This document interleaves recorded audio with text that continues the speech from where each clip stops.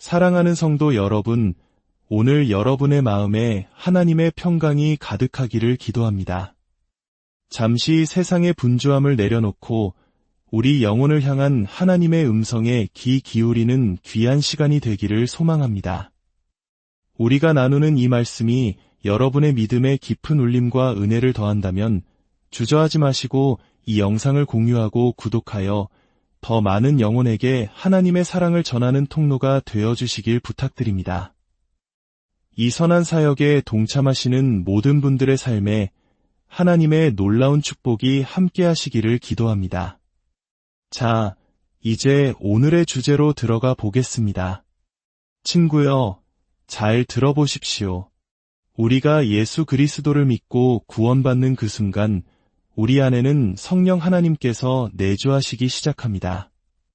거룩하신 성령님의 역사 없이는 누구도 구원받을 수 없으며 거듭날 수 없습니다.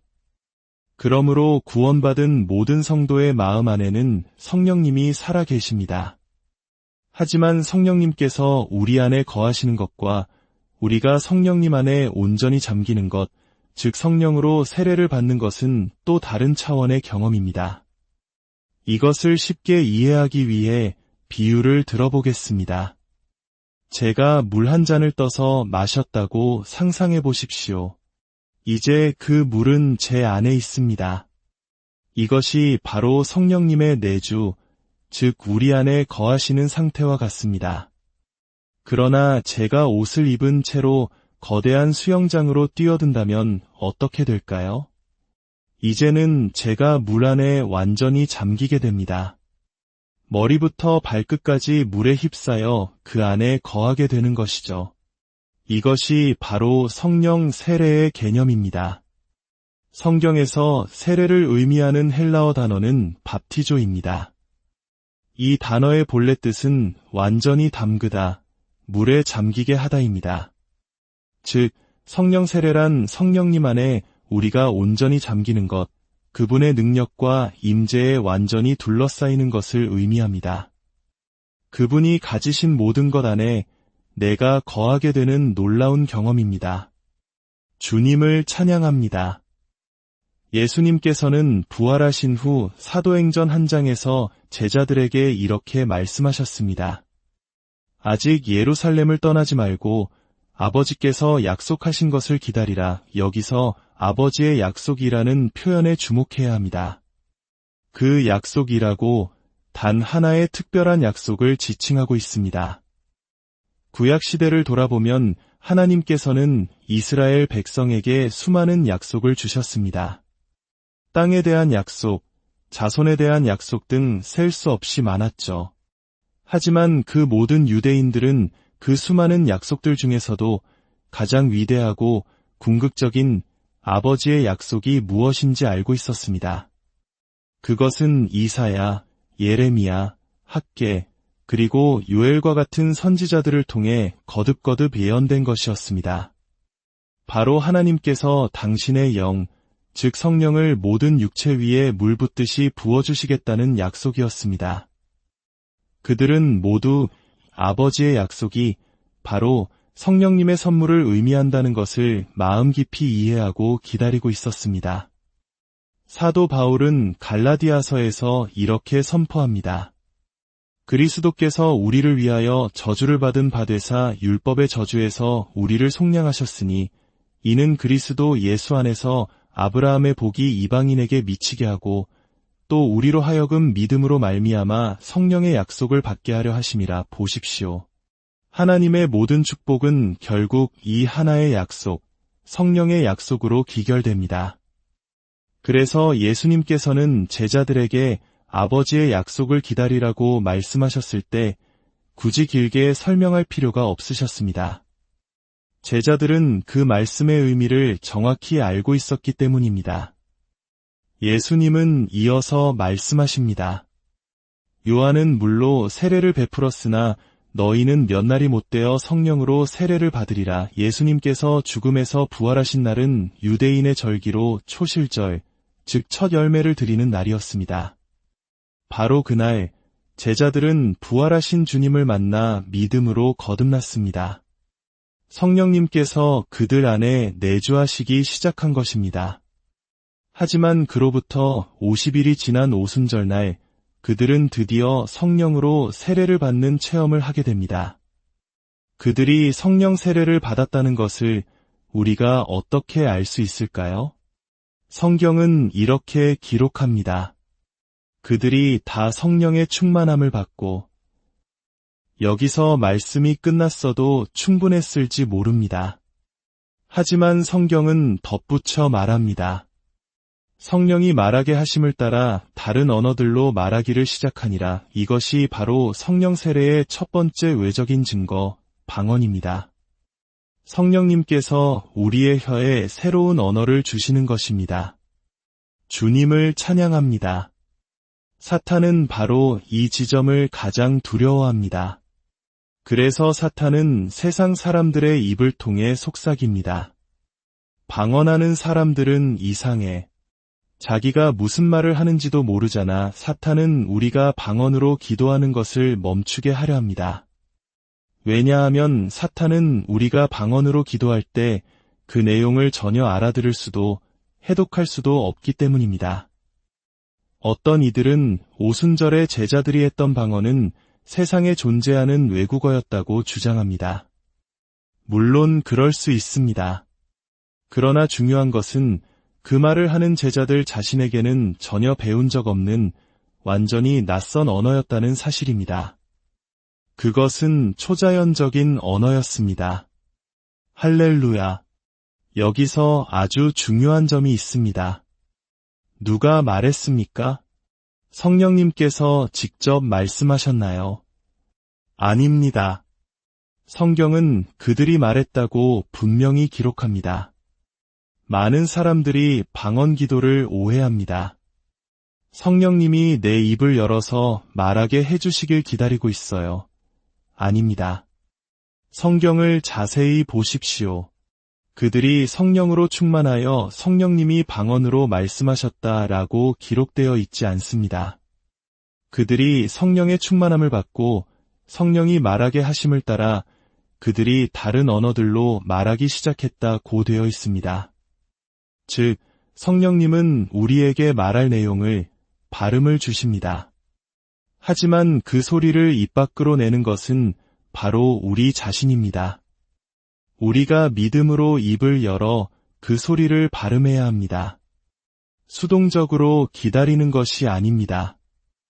신앙생활에서 수동적인 태도는 때로 우리를 무심결에 악한 영에게 내어주는 통로가 될 수 있습니다. 우리의 마음과 의지를 수동적으로 두지 마십시오. 아멘. 우리는 능동적이어야 합니다. 성령님께서 우리에게 임하실 때 하나님은 결코 우리를 강요하지 않으십니다. 악한 영은 사람에게 들어가면 그 사람을 조종하고 몰아붙이고 원치 않는 일을 하게 만듭니다. 원치 않는 생각을 심고 원치 않는 말을 내뱉게 하고 원치 않는 감정을 느끼게 하며 우리를 이리저리 끌고 다닙니다. 그러나 성령님은 다르십니다. 로마서 말씀은 무릇 하나님의 영으로 인도함을 받는 사람은 곧 하나님의 아들이라고 말합니다. 성령님은 우리를 인도하십니다. 어린아이의 손을 부드럽게 잡고 길을 안내하듯 우리 마음의 중심에서 평안함 혹은 평안함의 부재를 통해 우리를 이끄십니다.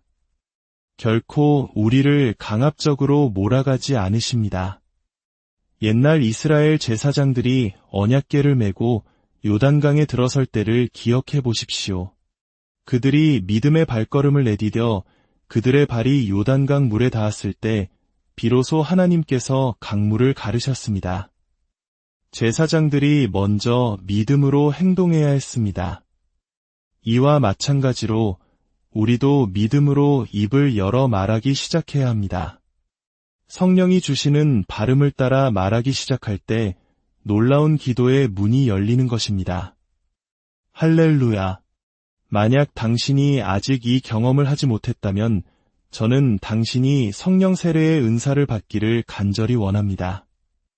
만약 과거에 경험했지만 지금은 멈추었다면 다시 성령 안에서 기도하기 시작하면 됩니다. 에베소서 5장은 아내와 남편, 자녀와의 관계 등 가정생활에 대해 말하기 직전에 아주 중요한 권면을 합니다.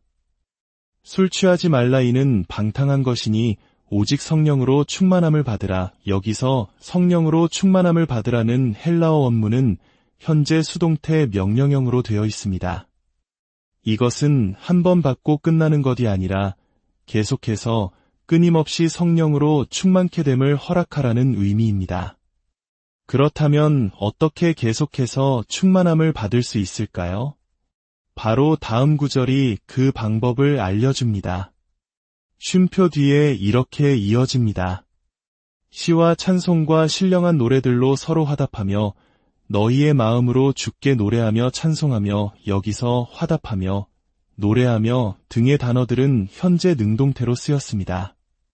즉, 계속해서 성령 충만함을 받기 위한 우리의 능동적인 역할은 바로 말하는 것입니다. 하루 중 마음이 낙심되고 무기력해지고 영적인 공격을 받는다고 느껴질 때, 하나님의 개입이 절실히 필요하다고 느껴질 때 우리는 그저 입을 열어 말하기 시작하면 됩니다. 시편을 읊조리고 찬송을 부르고 특별히 신령한 노래, 즉 방언으로 기도하고 찬양하는 것입니다. 사도 바울은 내가 영으로 기도하고 또 마음으로 기도하며 내가 영으로 찬송하고 또 마음으로 찬송하리라고 말했습니다. 사랑하는 여러분, 이제 여러분이 성령 세례를 받도록 기도해 드리고 싶습니다. 어디에 계시든 그 자리에서 일어서 주십시오. 예수님께서 말씀하셨습니다. 자식이 떡을 달라 하는데 돌을 줄 아버지가 어디 있으며 생선을 달라 하는데 뱀을 줄 아버지가 어디 있겠느냐? 하물며 하늘에 계신 너희 아버지께서 구하는 자에게 성령을 주시지 않겠느냐? 이 말씀은 두려워하지 말라는 뜻입니다.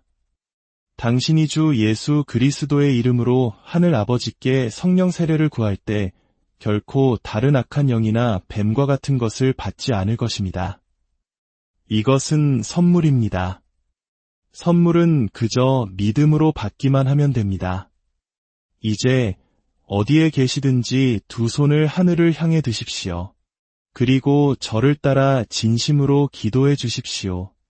사랑하는 주 예수님, 저에게 성령과 능력으로 세례를 주시겠다는 주님의 약속에 감사드립니다. 지금 이 시간 주 예수님의 이름으로 기도합니다. 하나님 아버지, 제게 성령으로 세례를 부어주시옵소서. 넘치도록 채워주시옵소서. 나의 주 예수 그리스도의 이름으로 기도합니다. 아멘. 지금 이 시간 주 예수 그리스도의 이름으로 명하노니 성령으로 충만할지어다. 친구여, 지금 성령님께서 당신 위에 임하셨습니다. 주님을 찬양하십시오. 애쓰지 말고 온몸의 긴장을 푸십시오. 그리고 믿음으로 말하기 시작하십시오. 성령님은 당신을 강제로 조종하지 않으십니다. 당신이 협력해야 합니다. 믿음으로 방언을 말하기 시작하십시오. 네, 계속하십시오. 계속하십시오. 주님을 찬양합니다. 보십시오. 당신은 당신의 의지로 시작할 수도 멈출 수도 있습니다. 이것은 강요되는 것이 아닙니다. 당신의 의지 안에 있습니다. 다시 시작할 수도 있고 방언으로 노래할 수도 있습니다. 만약 당신이 이렇게 하루 종일 기도한다면 능력과 사랑과 건전한 생각의 강물이 당신을 통해 흘러넘칠 것입니다. 또한 당신은 알지 못하는 문제들을 위해 하나님께 중보기도를 드리고 있는 것입니다. 성령님께서는 우리의 필요가 무엇인지 정확히 아시며 어떻게 공급해야 할지도 정확히 알고 계십니다. 주님을 찬양합니다.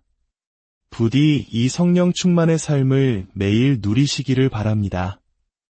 주 예수 그리스도의 은혜와 하나님 아버지의 무한하신 사랑과 성령님의 교통하심이 이 말씀을 듣는 모든 분들 위해 지금부터 영원까지 함께 하시기를 간절히 축원합니다.